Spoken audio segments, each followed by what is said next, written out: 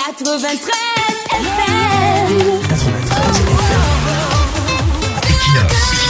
Radio.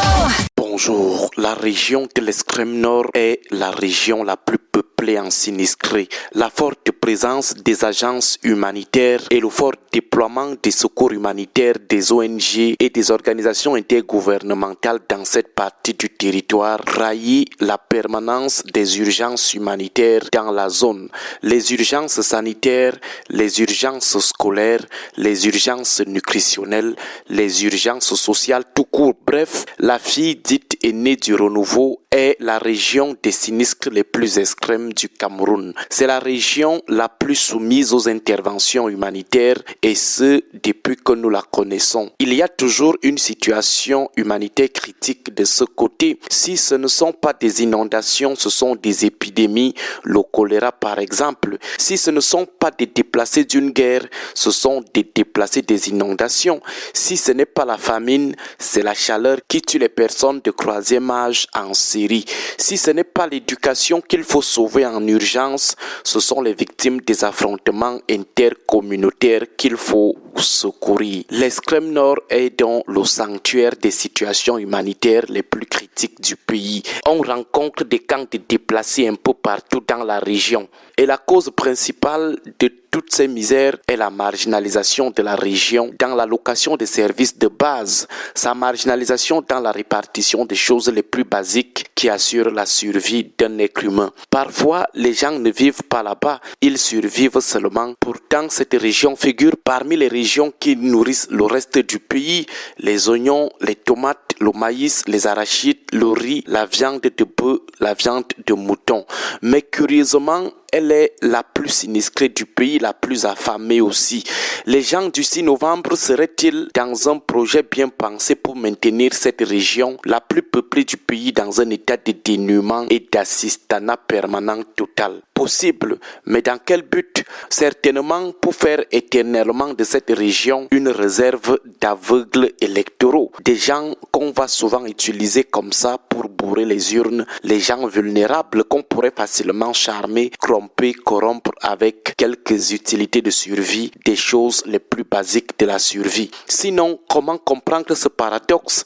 Ce cordonnier mal chaussé, ce producteur de nourriture affamé, cet éleveur affamé, et les miraculés de ce système de misérocratie, la domination par l'appauvrissement la plus abjecte, les miraculés sont encore exclus dans la répartition des opportunités d'insertion professionnelle, corroborant ainsi la thèse de la réduction des miraculés de la région aux fonctions de vigiles ou de gardiens de nuit dans les deux capitales du pays. Le seul département de la Léquier compte plus d'écoles que le mélange des départements du Diamaré, du Logon-Echari et du Mayo-Kani. Le nombre d'écoles dans le département du Fundi dépasse 3 fois plus le nombre d'écoles dans toute la région de l'extrême nord. 69% de ces écoles sont d'ailleurs en matériaux provisoires. Dans provisoire, il faut mettre des écoles en paille, des écoles en terre poto-poto ou des écoles sous l'arbre. Les conditions dans lesquelles les élèves fréquentent là-bas nous amènent à les appeler les miraculés du système éducatif camerounais. Parvenir à obtenir un diplôme, parvenir à réussir en faisant 9 mois d'école assis à même le sol, assis sur une planche ou sur une latte, suivre les cours en plein air sous les intempéries, finir par réussir à un examen national dans ces conditions est un exploit. En plus, vous êtes encore traumatisé. Un enfant du cours moyen 2 qui, au moment du dépôt de son dossier de l'examen, apprend qu'il ne va pas finalement participer à cet examen parce qu'il ne dispose pas d'un acte de naissance, c'est traumatisant. L'année scolaire écoulée, année scolaire 2023-2024, 25 302 enfants, élèves du cours moyen 2, se sont retrouvés dans cette situation dans l'extrême nord. 25 000 élèves du cours moyen 2 qui n'ont pas pu composer parce qu'ils n'avaient pas d'acte de naissance. L'année scolaire 2019-2020, c'était 378 762 élèves du cours moyen 2 qui n'avaient pas pu déposer leur dossier du CEP pour défaut d'acte de naissance, toujours dans cette région. Aujourd'hui, c'est près de 2 millions d'enfants en âge scolaire qui ont besoin d'une aide humanitaire en matière d'éducation dans la zone. Aujourd'hui, 2 millions de personnes sont en situation d'insécurité alimentaire dans cette région, une région qui est permanemment harcelée par le choléra à cause de la promiscuité, les humains qui discutent de l'eau avec des chameaux. Des humains sont obligés de mettre leur bouche dans les mêmes étangs d'eau que les chameaux. Les financements des projets d'adduction d'eau sont détournés.